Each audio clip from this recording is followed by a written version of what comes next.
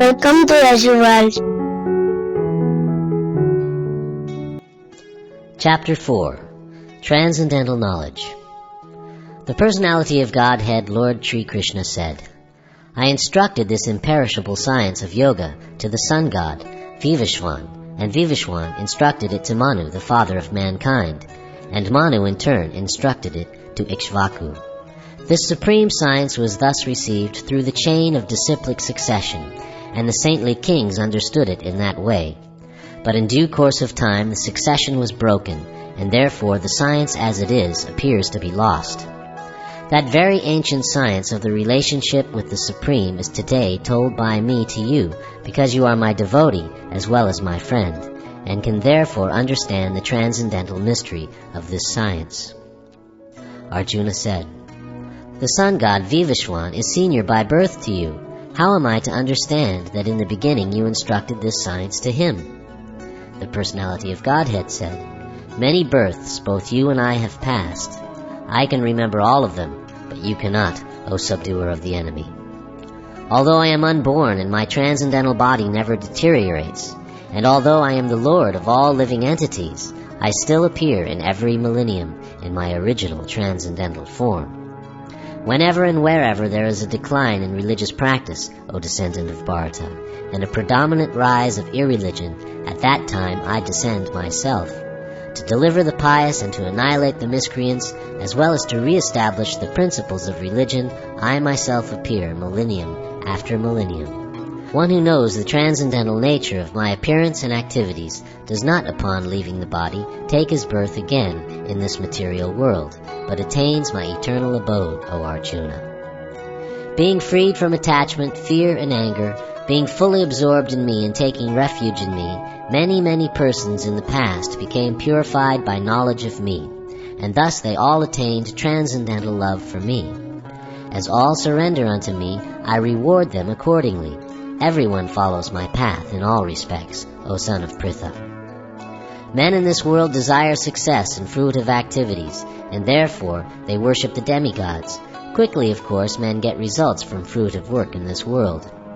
According to the three modes of material nature and the work associated with them, the four divisions of human society are created by me. And although I am the creator of this system, you should know that I am yet the non-doer, being unchangeable. There is no work that affects me, nor do I aspire for the fruits of action. One who understands this truth about me also does not become entangled in the fruit of reactions of work. All the liberated souls in ancient times acted with this understanding of my transcendental nature. Therefore you should perform your duty, following in their footsteps.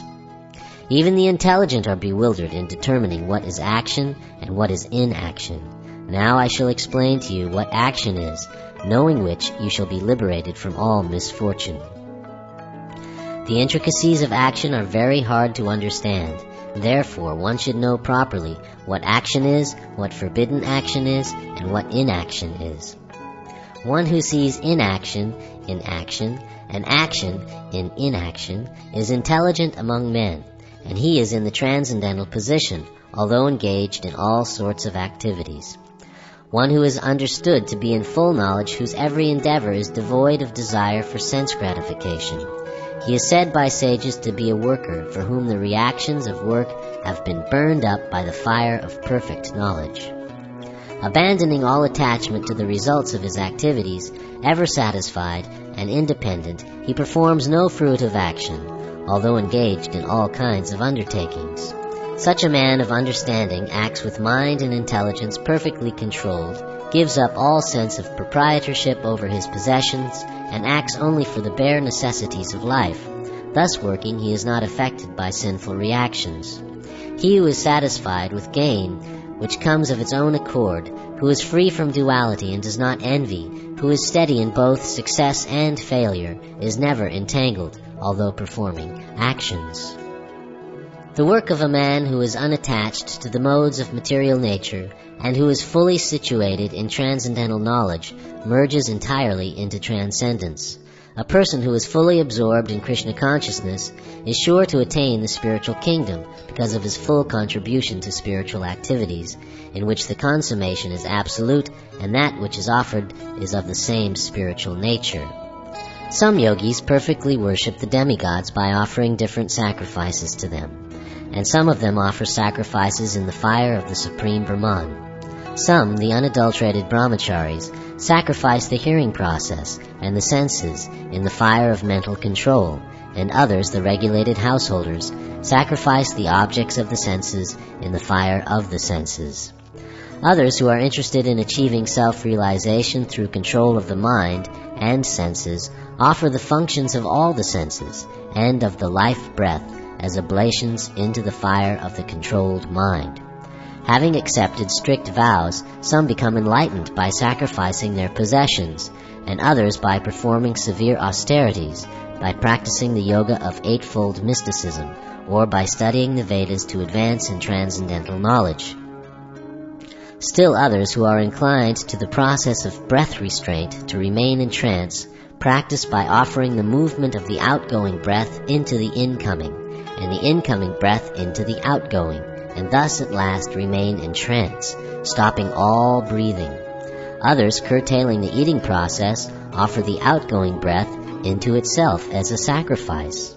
All these performers who know the meaning of sacrifice become cleansed of sinful reactions, and having tasted the nectar of the results of sacrifices, they advance toward the supreme eternal atmosphere. O best of the Kuru dynasty, without sacrifice one can never live happily on this planet or in this life. What then of the next? All these different types of sacrifice are approved by the Vedas, and all of them are born of different types of work. Knowing them as such, you will become liberated. O chastiser of the enemy, the sacrifice performed in knowledge is better than the mere sacrifice of material possessions. After all, O son of Pritha, all sacrifices of work culminate in transcendental knowledge. Just try to learn the truth by approaching a spiritual master, inquire from him submissively, and render service unto him. The self-realized souls can impart knowledge unto you because they have seen the truth. Having obtained real knowledge from a self-realized soul, you will never fall again into such illusion. For by this knowledge you will see that all living beings are but part of the Supreme, or in other words, that they are mine. Even if you are considered to be the most sinful of all sinners, when you are situated in the boat of transcendental knowledge, you will be able to cross over the ocean of miseries. As a blazing fire turns firewood to ashes, O Arjuna, so does the fire of knowledge burn to ashes all reactions to material activities. In this world there is nothing so sublime and pure as transcendental knowledge. Such knowledge is the mature fruit of all mysticism, and one who has become accomplished in the practice of devotional service enjoys this knowledge within himself in due course of time. A faithful man who is dedicated to transcendental knowledge and who subdues his senses is eligible to achieve such knowledge. And having achieved it, he quickly attains the supreme spiritual peace. But ignorant and faithless persons who doubt the revealed scriptures do not attain God consciousness. They fall down. For the doubting soul there is happiness neither in this world nor in the next. One who acts in devotional service, renouncing the fruits of his actions, and whose doubts have been destroyed by transcendental knowledge, is situated factually in the self. Thus he is not bound by the reactions of work, O conqueror of riches. Therefore the doubts which have arisen in your heart out of ignorance should be slashed by the weapon of knowledge. Armed with yoga, O Bharata, stand and fight.